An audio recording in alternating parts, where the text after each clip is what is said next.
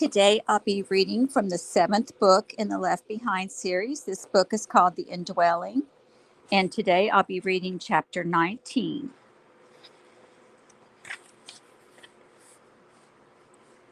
Mr. Wong dropped to his knees next to David, weeping and crying out in his native tongue. His wife sat rocking, fists clenched, eyes closed, appearing more stunned than convinced. Ming and Chang sat with hands covering their eyes, appearing to pray. To anyone else, it might appear they were praying to the new God of the world, but David knew. He found it surreal that as Fortunato backed away from the lectern and joined the seven remaining potentates, they seemed to ignore the piles of ashes. They solemnly shook hands with their new leader, appearing to congratulate him on his speech and his display of power. The security chief instructed his people to remove the barricade from in front of the single file line.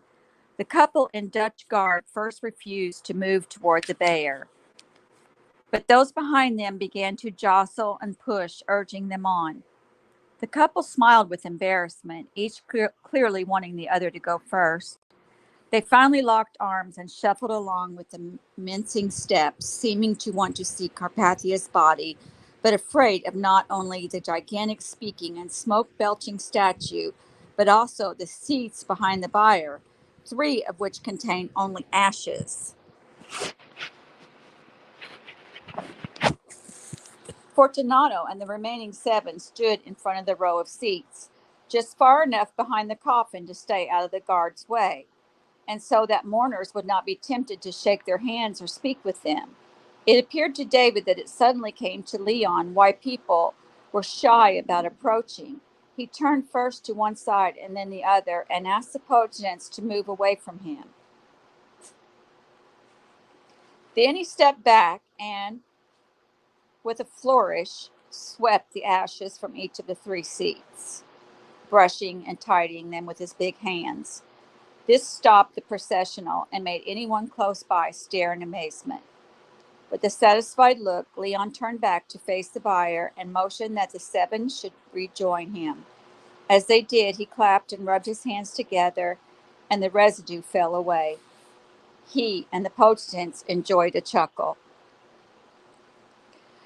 3 sets of headlights appeared on the horizon, maybe a half mile beyond the safe house.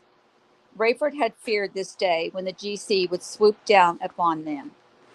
He worried he would be gone or sleeping or unaware. How bizarre to be here and see it happening. Albie and Chloe had picked up the pace and sprinted now. Rayford tried but found himself suddenly awkward and feeling his age again.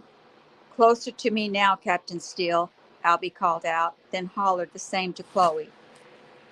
Rayford and Chloe closed ranks, now 10 or 12 feet on either side of Albie and about 4 feet back. Behind them, the roaring Land Rover came bouncing over the terrain, projecting eerie shadows on the safe house. It seemed to Rayford that the 3 vehicles, advancing from the other way, had slowed and separated. He and Albie and Chloe stopped between the old garage and the house, and Leah skidded the Land Rover to Chloe's right next to the garage. "Hold," Albie said quietly. "Hold and maintain positions." "We're vulnerable, Albie," Rayford said. "Deputy Commander Elbaz, Mr. Barry," Albie said, "and you have ceded command to me, have you not?" "Temporarily," Rayford said ruefully. If Albie was legit, he could take it as a joke. If Rayford had stupidly fallen from something and had sacrificed the tribulation force to a lapse in judgment, he was saying he would wrest back command and not go down without a fight. The headlights before them now spread out, the vehicle to Rayford's left heading farther that way, angling toward them and stopping about 25 yards away. The one in the middle advanced closer, maybe 50 yards away, and the one to the right mirrored the one on the left. "Hold," Albie said again. "Hold." "We're targets here," Rayford said. "Hold." "I don't feel good about this," Chloe said. "Hold. Trust me." Rayford held his breath. I wish I could, Lord. Tell me I did the right thing. Rayford started when he heard someone jump out of the center vehicle, equipment jangling as he hit the ground and moved toward the house. While he could still see all three sets of headlights, Rayford lost behind the house the silhouette of the soldier hurrying their way. Hold. I'm holding, Alb. Deputy Commander, while they have an armed man on the other side of the house. What if he torches the place? What if the others join him? They have clear shots at us while they're protected by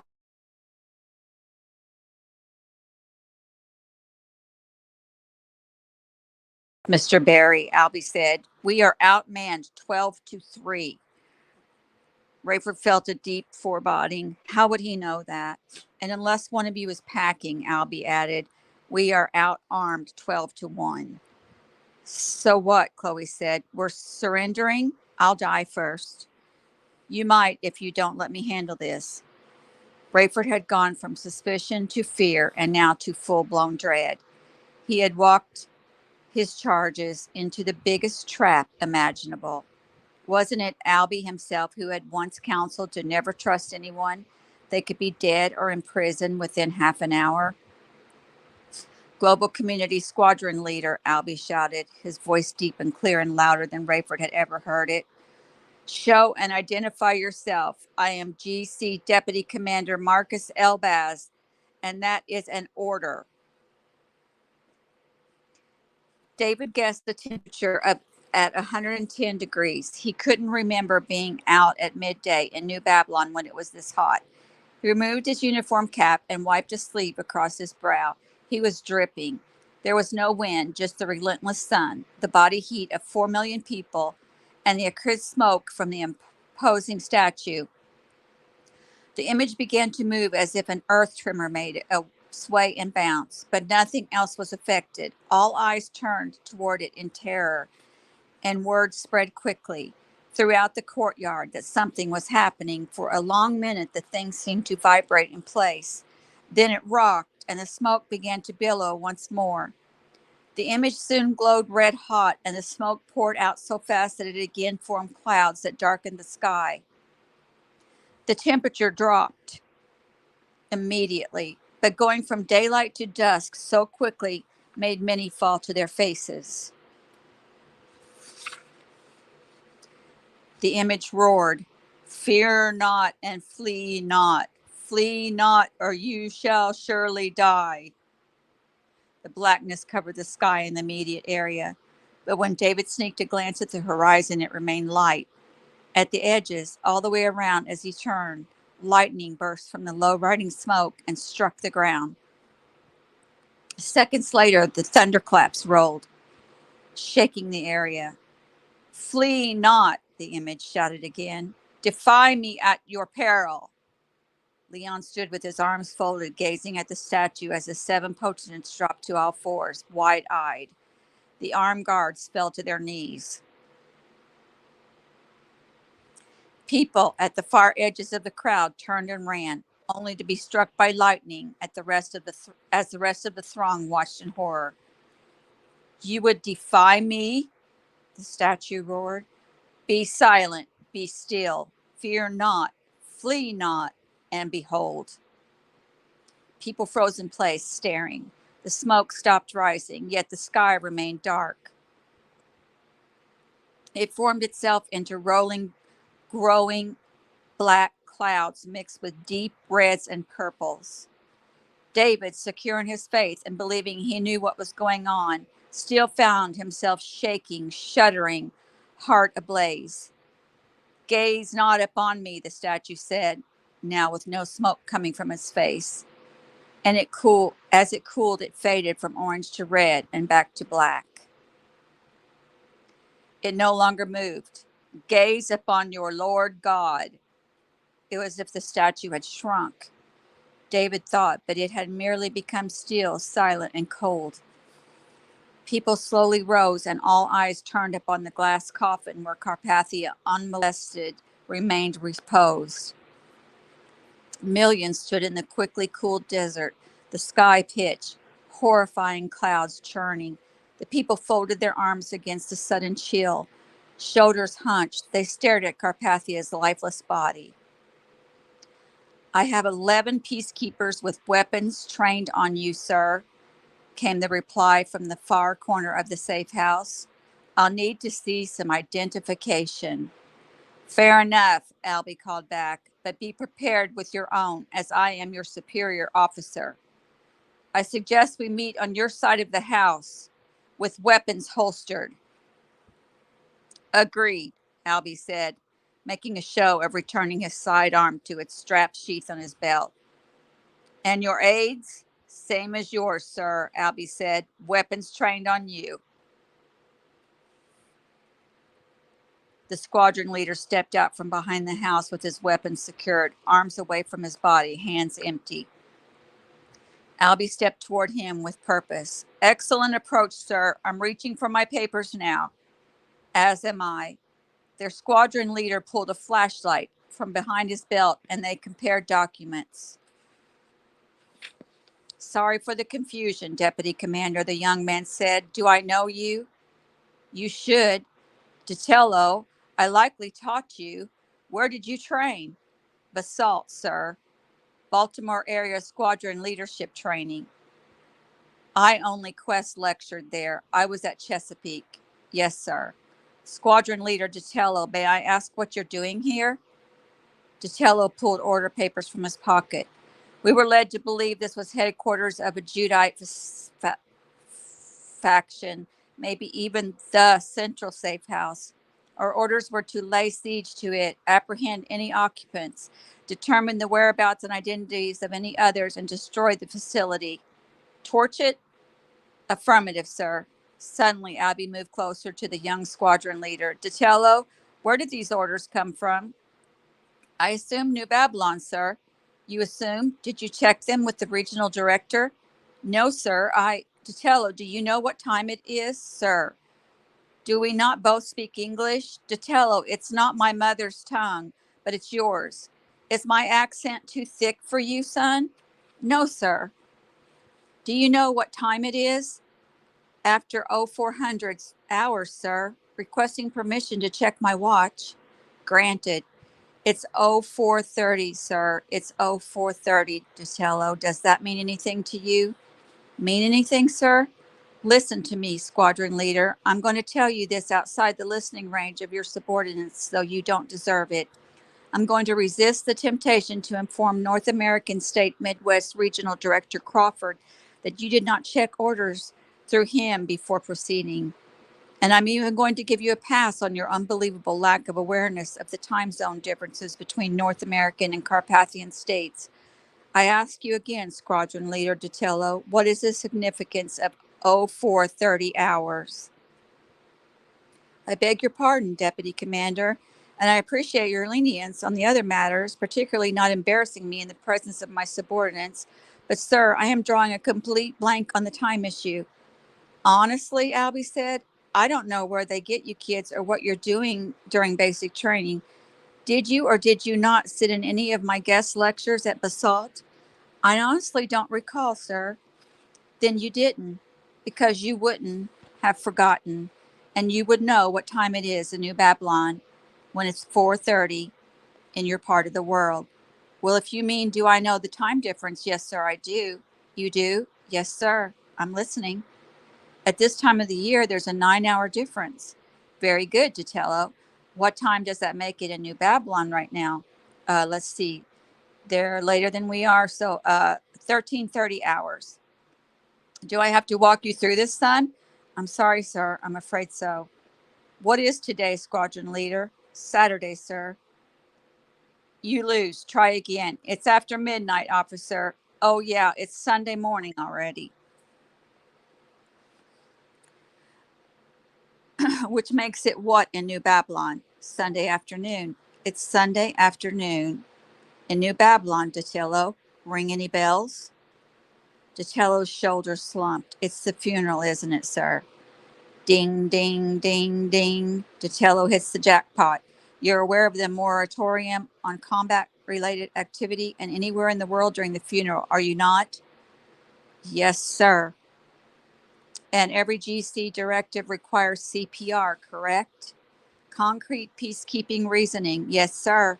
And the CPR behind the directive, that no untoward publicly crowd out the funeral as the top news story. There you go. Now, Detello, I can tell you're an earnest young man. You and your people are going to evacuate this area. You may return at 1,000 hours and torch this place if I leave it standing.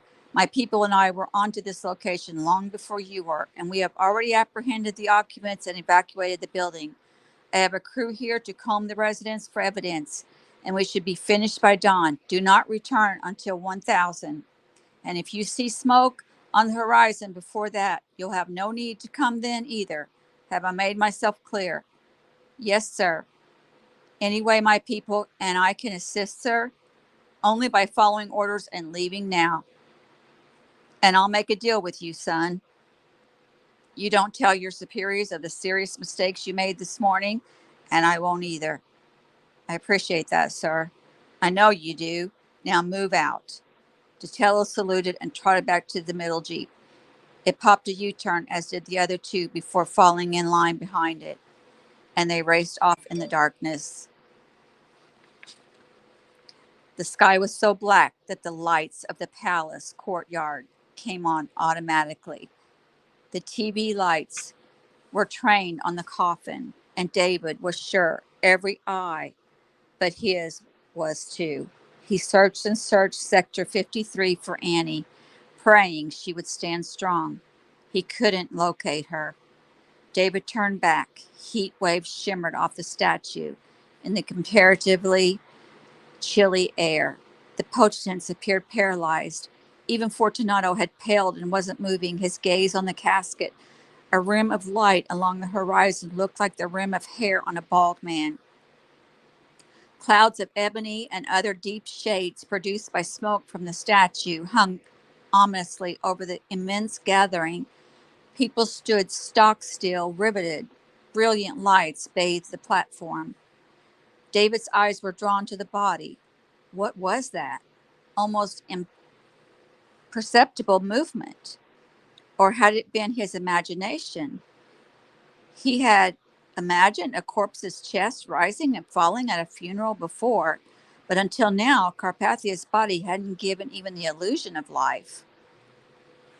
Carpathia's left index finger lifted an inch off his wrist for an instant, then fell again.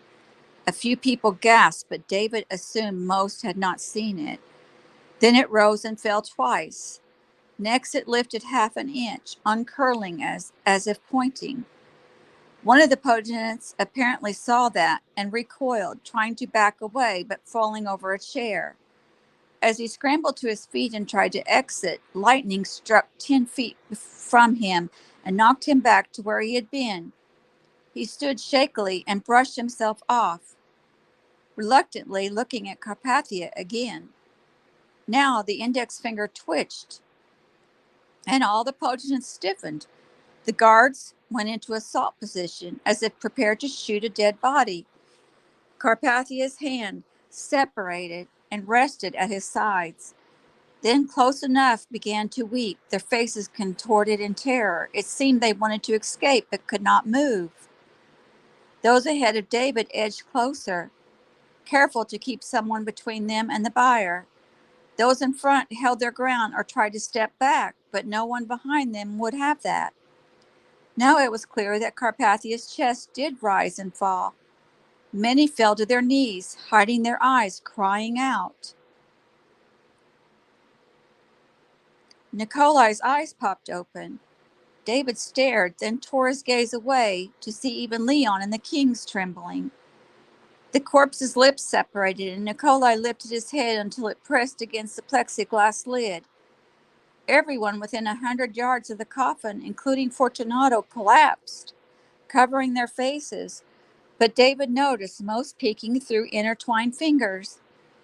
As if stretching, Carpathia tilted his head back, grimaced, and lifted his knees until they too met the lid of the casket. He straightened his left leg until the heel met the large rubber stopper and forced it free with a loud schwack.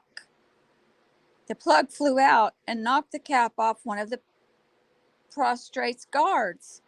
He dropped his weapon and rubbed his head as the projectile bounced and rolled and finally stopped under a chair. With the vacuum seal broken, Carpathia slowly brought his hands to his chest, palms up, heels of his hands resting on the underside of the lid. Moans and gasps and shrieks came from the crowd for as far as David could see and hear. Everyone was on the ground now, either peering at the screens or trying to see the platform. Carpathia lifted his knees again, ripping the massive stainless steel bolts free of the glass. Then he pushed mightily until the top end shattered loose. The lid, more than 80 pounds of plexiglass, flew away from the coffin, bolts flying and smashed into the lectern, knocking it over and taking the microphone with it. Carpathia catapulted himself to a standing position in the narrow end of his own coffin. He turned triumphantly to face the crowd, and David noticed makeup, putty, surgical staples, and stitches in the box where Nikolai's head had lain. Standing there before, now deathly silence, Nikolai looked as if he had just stepped out of his closet where a valet had helped him into a crisp suit. Shoes gleaming, laces taut, socks smooth, suit unwrinkled, tie hanging just so. He stood broad-shouldered, fresh-faced, shaven hair in place. Fortunato and the 7 were on their knees, hiding their faces, sobbing out loud.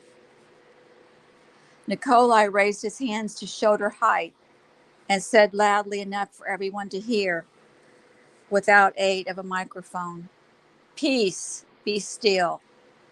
With that, the clouds ascended and vanished, and the sun reappeared in all its brilliance and heat. People squinted and covered their eyes. "Peace be unto you," he said. "My peace I give you. Please stand." He paused while everyone rose, eyes still locked on him, bodies rigid with fear. "Let not your hearts be troubled. Believe in me." Murmuring began. David heard people marveling that he was not using a microphone, but neither was he raising his voice, and yet everyone could hear. It was as if Carpathia read their minds. "You marvel that I speak directly to your hearts without amplification. Yet you saw me raise myself from the dead. Who but the Most High God has power over death? Who but God controls the earth and sky?" Hands still raised, he spoke gently. "Do you still tremble? Are you still sore afraid? Fear not, for I bring you good tidings of great joy. It is I who loves you who stands before you today, wounded until death, but now living for you, for you. You need never fear me, for you are my friends. Only my enemies need fear. Why are you fearful, O you of little faith? Come to me, and you will find rest for your souls." David nearly fainted from nausea. To hear the words of Jesus from this evil man, whom Dr. Ben Judah taught was now indwelt, Satan incarnate, was almost more than he could take.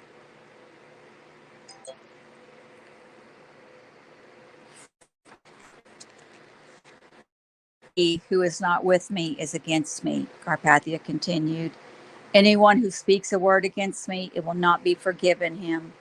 But as for you, the faithful, be of good cheer. It is I, do not be afraid." David searched for Annie again, knowing that no one around him was even aware he was not paying attention to Carpathia. How he wished he could see her, know she was all right, communicate to her that she was not alone, that other believers were here. "I want to greet you," Carpathia said. "Come to me, touch me, talk to me, worship me. All authority has been given to me in heaven and on earth. I will be with you always, even to the end." The line that had frozen in place still did not move. Carpathia turned to Fortunato and nodded, gesturing to the guards. Urge my own to come to me. Slowly the guards rose and began to nudge the people toward the stairs again. And as you come, Carpathia continued, let me speak to you about my enemies.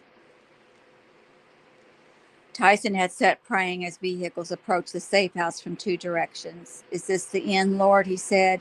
I so long to come to you. But if it is not the due time for my beloved brothers and sisters and me to give our lives for you, give us strength and wisdom. The vehicle stopped and he heard shouting. Tyson moved to the corner of the cellar where he could hear. A Mid-Eastern GC commander was calling out a squadron commander. Tyson tried to slow and regulate his breathing so he could hear every word.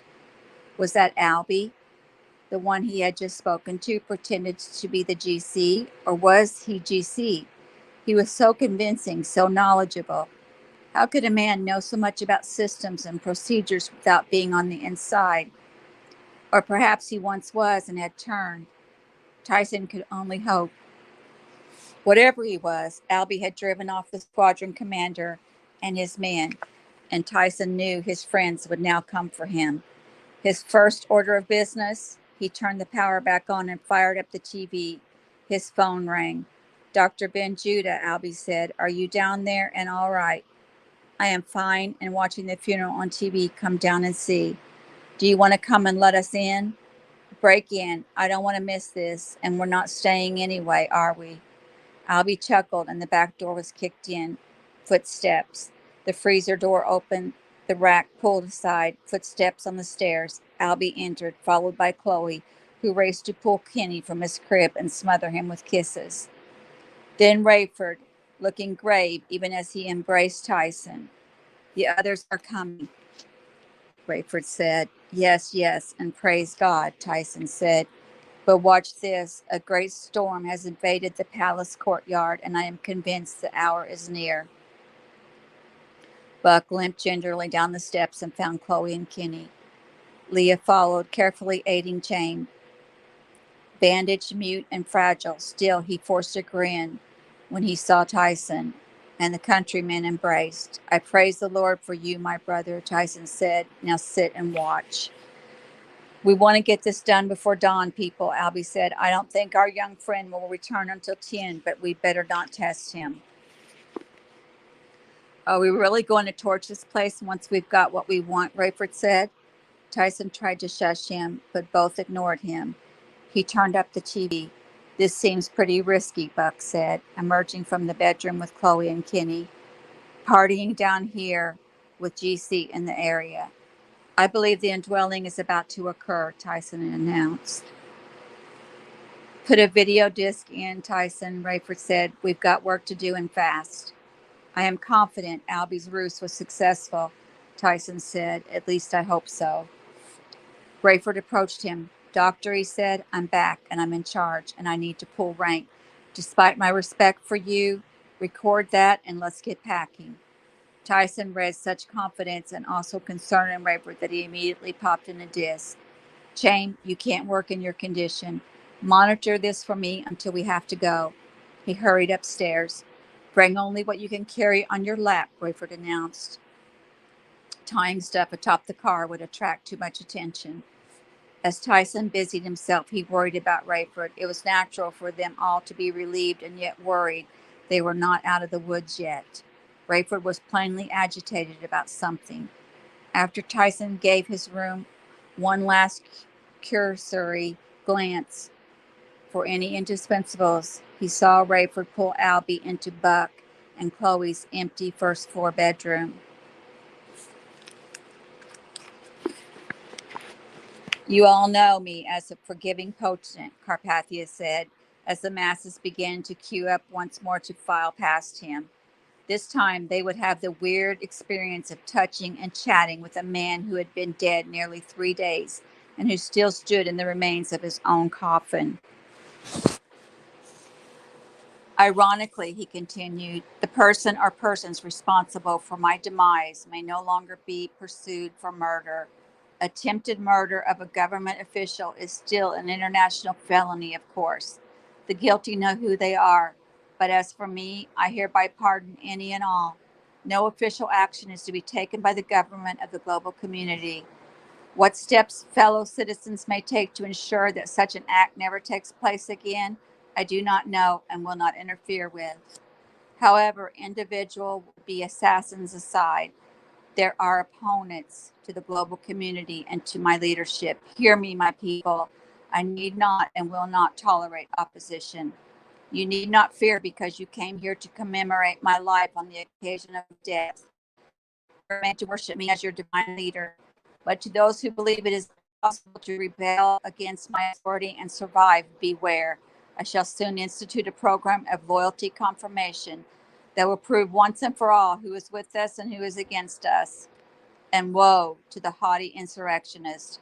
He will find no place to hide. Now, loyal subjects, come and worship. And that is the end of chapter 19. Next, I'll be reading chapter 20. Thank you for joining me. Have a wonderful day.